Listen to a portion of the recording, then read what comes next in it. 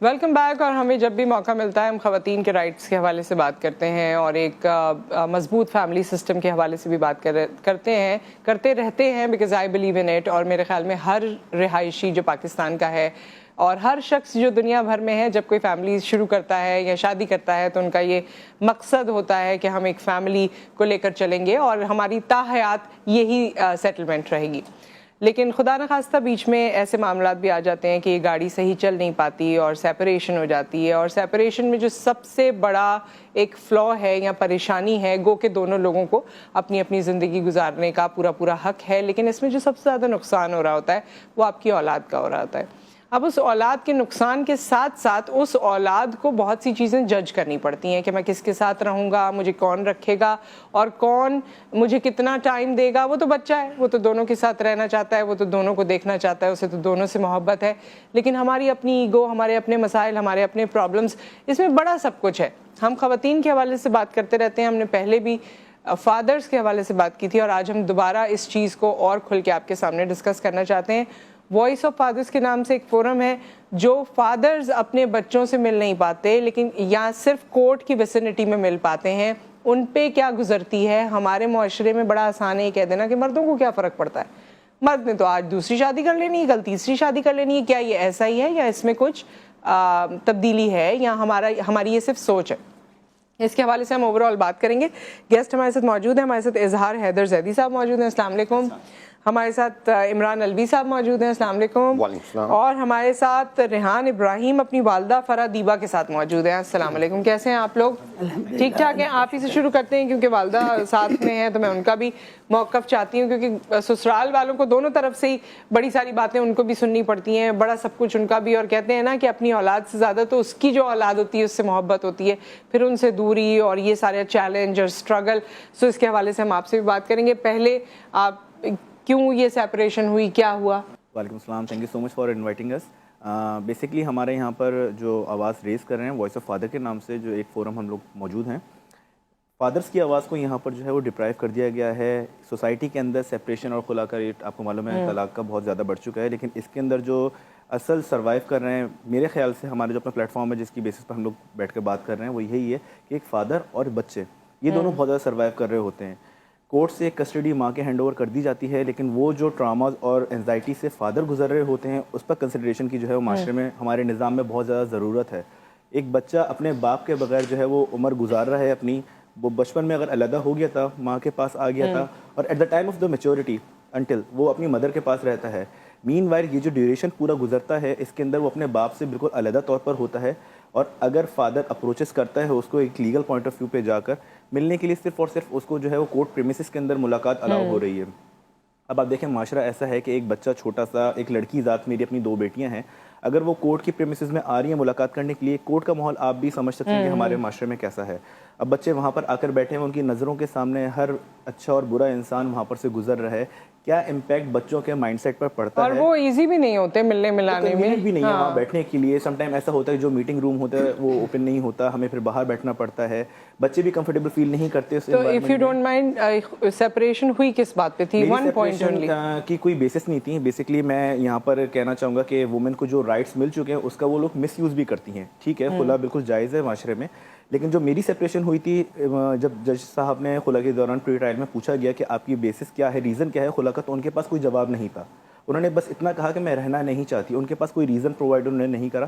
कि आपको तो बताया होगा नहीं, मुझे भी नहीं बताया। उन्होंने बस ये बोला कि वो रहना नहीं चाहती हैं। एट द टाइम जब शादी हुई थी उनकी तो आपका खुद कोई वेग अजम्पशन होगी, क्योंकि मियां बीवी एक दूसरे को बहुत अच्छी तरह जानते हैं, तो समझ तो आपको आ गई होगी कि क्या है। बिल्कुल, जब हमारी शादी हुई थी उसके बाद ही मुझे मालूम पड़ा था कि वो इंटरेस्टेड नहीं थी मेरे से शादी करने में मुझसे, और वही फैमिली टर्म्स कि हाँ हमारा आपस में मिलना जुलना था दोनों फैमिलीज़ का, तो उसकी बेसिस पर उनके पेरेंट्स ने उनको बोला और उन्होंने शादी कर ली।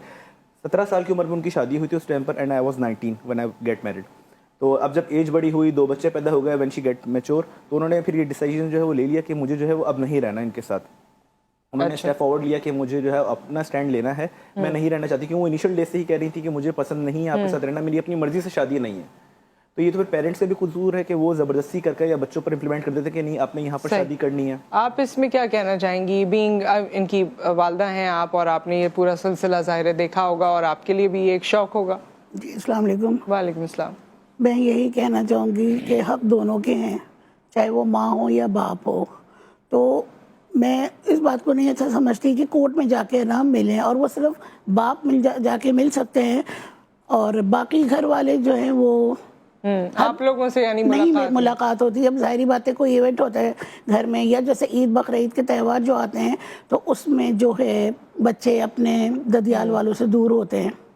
तो इस तरह के चाहती हूँ मैं कि होना चाहिए निज़ाम के बच्चे जो हैं बाप के पास भी आए। बच्चियां कितनी बड़ी थी जब सेपरेशन हुई थी? वो बच्चियां बड़ी वाली 5 साल की थी और छोटी वाली 2 साल की होने वाली थी। तो वो तो अब बड़ी हो गई हैं। बड़ी हो गई हैं, जाहिर बात है। और हम लोग भी सब उनके साथ बहुत अटैच हैं, और वो भी तो पहले तो बहुत रोती थी, लेकिन जाहिर बात है अब वक्त के साथ बड़ी हो रही हैं तो एक वक्त आएगा वो ददियाल के रिश्तेदारों को भूल चुकी होंगी, क्योंकि वो एज ऐसी थी।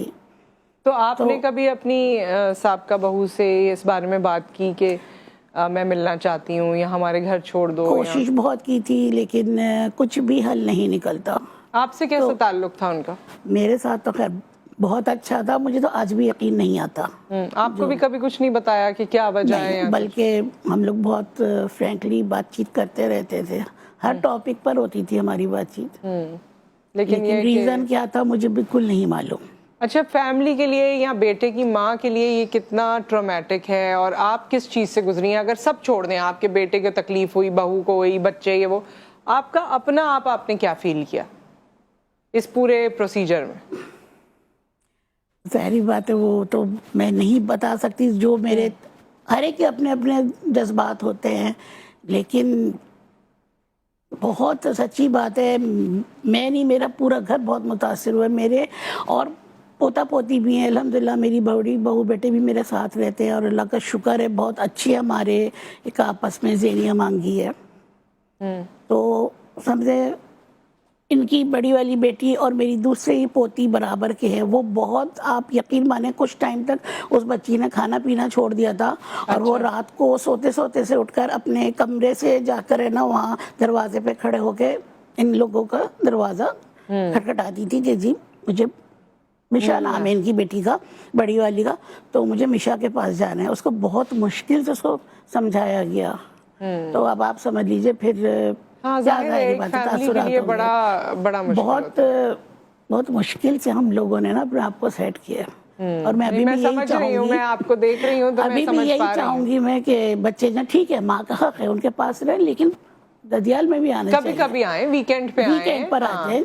जैसे कोई उनकी बर्थडे है या बाप की बर्थडे आ रही है तो उस पर जरूर मिलें, क्योंकि कोर्ट और ऐसा तो इसमें मसला नहीं है कि बाप कहीं लेके चले जाएंगे या कोई इशू हो जाएगा तो फिर क्यों नहीं करते?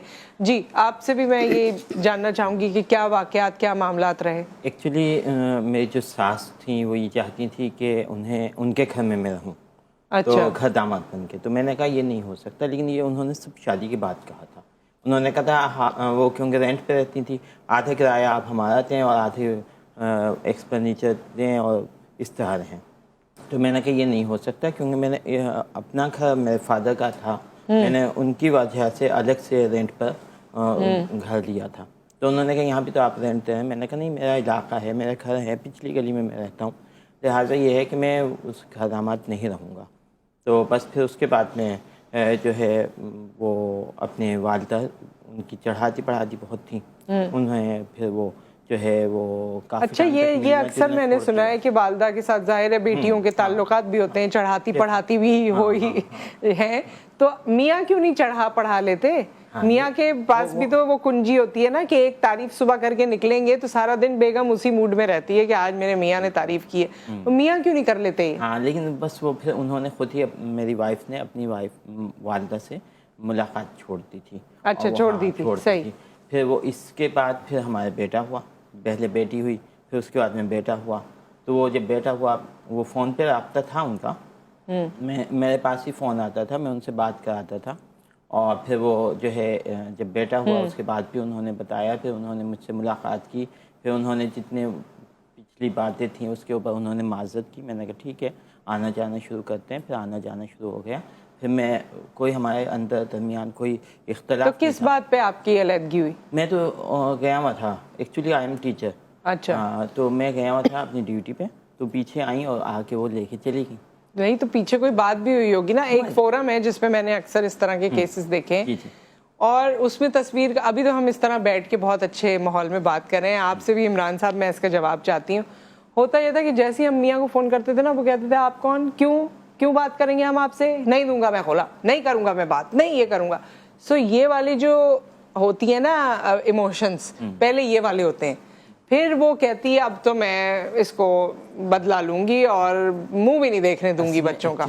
ये भी मसला है, एक आदमी का वो रुख भी होता है उस वक्त जो वो कहता है मैं तो नहीं दूंगा, जाओ तुमने लेनी है ले लो खुला, मैं तो तलाक नहीं दूंगा। उस वक्त बैठ के क्यों नहीं आराम से बात कर लेते कि अच्छा अलहदगी कर लेते हैं, तुम इस तरह कर लेना, मैं इस तरह कर लूंगा। उनकी वालिदा उनको ले गई थी, मैंने उन्हें कांटेक्ट किया तो मेरी वाइफ का तो फ़ोन बंद था, तो मेरे साले से बात हुई, उन्होंने कहा हम तो खुला चाहते हैं। मैंने कहा तो खुला, तो वजह नहीं बताई थी बेगम ने? तो बताया नहीं, उनसे तो बात ही नहीं हुई मेरी।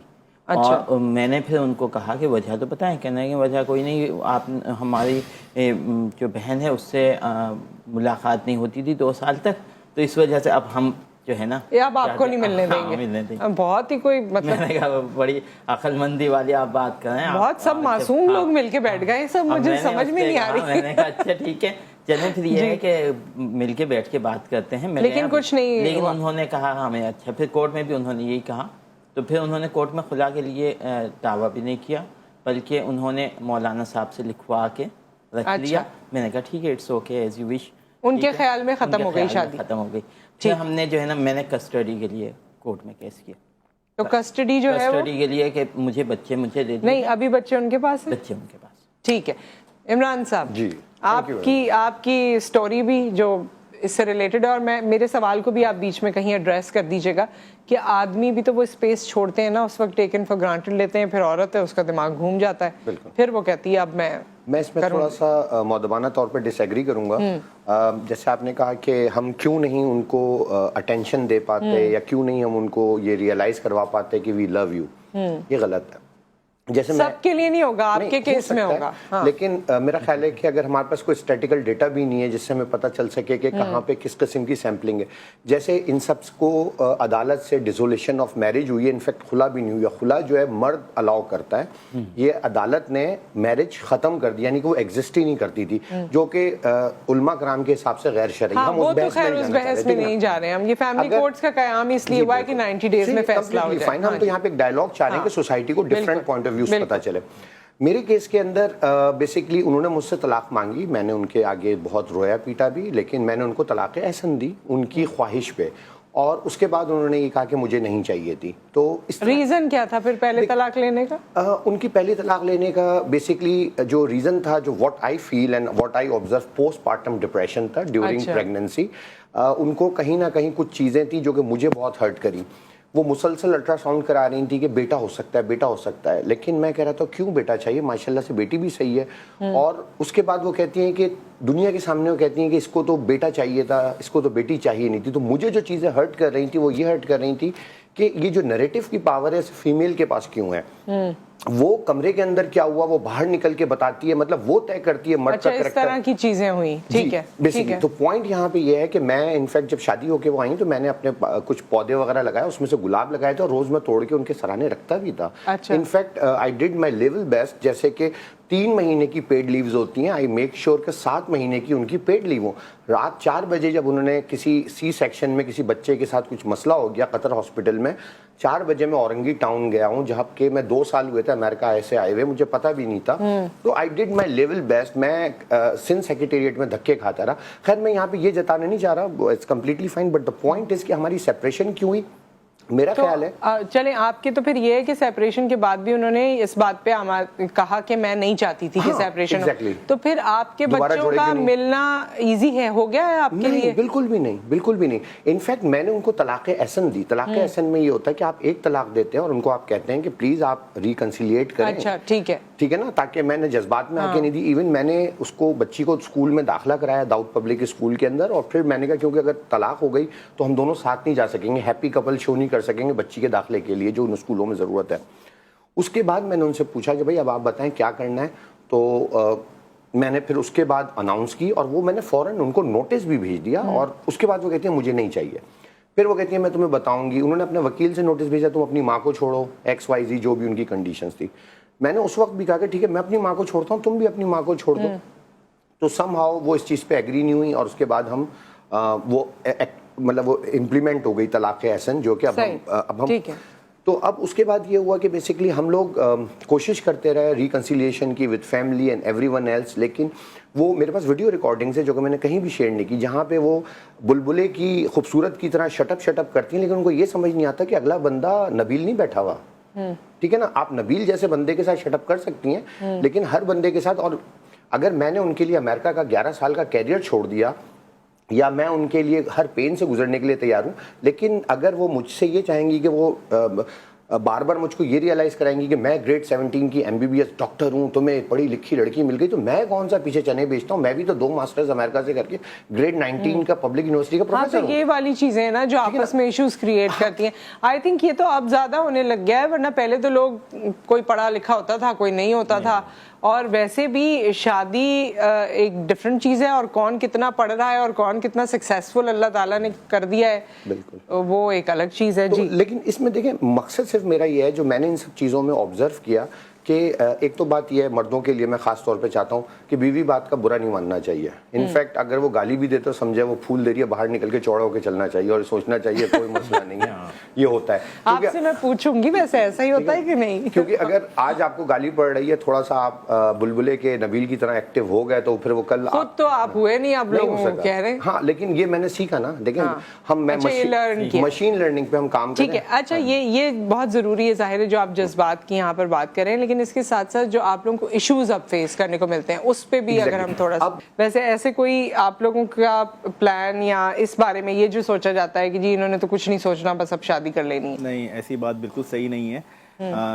ये चीज़ें शायद पहले माशरे में होती थी हमारे, और उन चीज़ों को आज भी हमने अपने माइंड में रखा है, लेकिन अब ऐसा नहीं है।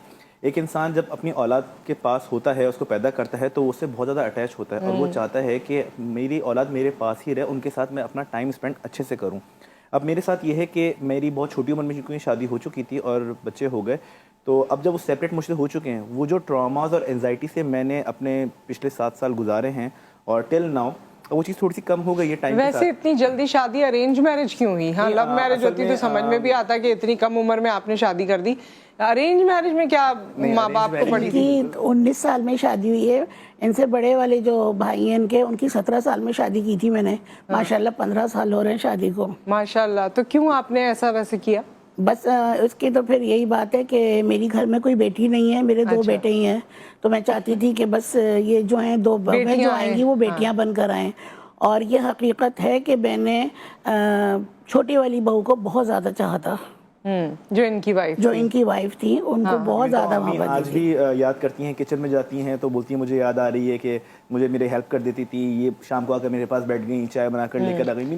इतना अच्छा माहौल में उसके बावजूद। बिल्कुल, मैं यही बताना चाहूँगी कि रात को मेरा वो बेड को सेट कर देना, पानी की बोतल ग्लास सब वहाँ पे रख देना, सुबह उठ के सारा मेरा कमरा साफ कर देना, जबकि मासी है घर में आती है। आपसे किसी बात पे नाला हो गई है वो? मेरे साथ भी देखें, उनका जो मियाँ बीवी में होते चलते रहते, लेकिन अच्छा टाइम गुजरा। और आप यकीन नहीं करेंगे 2017 में हमारी सेपरेशन हुई है और हम लोग 3 दिन हुए थे उम्रा कर वापस आए थे।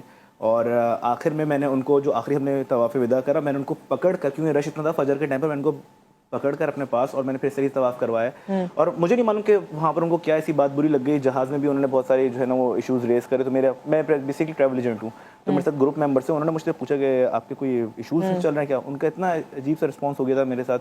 मैं समझा बिल्कुल सही है, लेकिन उनका कुछ रीज़न नहीं था। उन्होंने सिर्फ इतना ही मुझे कहा था कि मुझे आपसे डिवोर्स चाहिए, और मैंने नहीं दी थी उनको डिवोर्स। फिर ये मामला 1-1.5 साल चलता रहा, और फिर उनके जब नहीं हुआ कि मैं डिवोर्स नहीं दे रहा, तो फिर उन्होंने खुला के लिए अप्रोच करा। लेकिन बात वो है, मकसद तो अभी आप बात कर सकते हैं, जैसे अगर आप कॉल करें या आप अपने बच्चे के लिए बात करना चाहें तो आप कर सकते हैं। वो नंबर इवन तो she is not living with her parents, वो अपने पेरेंट्स के साथ भी नहीं रहती। यानी कि मेरे बच्चे फिलहाल जो वो अपनी मदर के मामू के घर पर रहते हैं। मेरी वाइफ अपने पेरेंट्स के घर पर भी नहीं, क्योंकि इतना स्पेस नहीं है। वो अपने मामू के घर पर रहती है, उनके मामू ने शादी नहीं करी हुई, और अब वो वहाँ पर उनके अपने मामू के घर पर रह रही है। मेरी बच्चे समझे एक तरीके से नामहरम के अपने घर पर रह रही हैं। अब मुझे अगर कोई कांटेक्ट वगैरह करना होता तो मेरे पास नंबर नहीं होता, फिर मैं उनके बहन भाई और उनका जो बाकी मेंटेनेंस वगैरह है वो आप बेयर कर दें? 2018 से जब से केस चल रहा है तो वो आप बैंक में डालते हैं? नहीं, कोर्ट में जाकर जो है अच्छा, जमा करानी होती है, पेमेंट जमा करवानी पड़ती है। और उसके अलावा विजिटेशन तो चार्जेस। अगर आप कभी बात करें अपनी साबका वाइफ से और ये कहें कि जी मुझे बच्चों के साथ ये इतना इस तरह दें स्पेस या ये वो, तो वो इस चीज को अंडरस्टैंड नहीं करती? मैं आपको यहाँ पर क्लियर कर दूं कि ऐसा होता है कि मेरे पास तो पहली बात उनका नंबर नहीं है, मुझे फिर उनके फादर से या भाई से इस तरीके से आगे पीछे कांटेक्ट करना पड़ता है। और अगर हम लीगल प्रोसीजर की बात करें तो मैं एप्लीकेशन बिल्कुल लगाता हूँ, जो कि एक फादर का राइट होता है कि हम लोग बर्थडे की, ईद की लगाएं।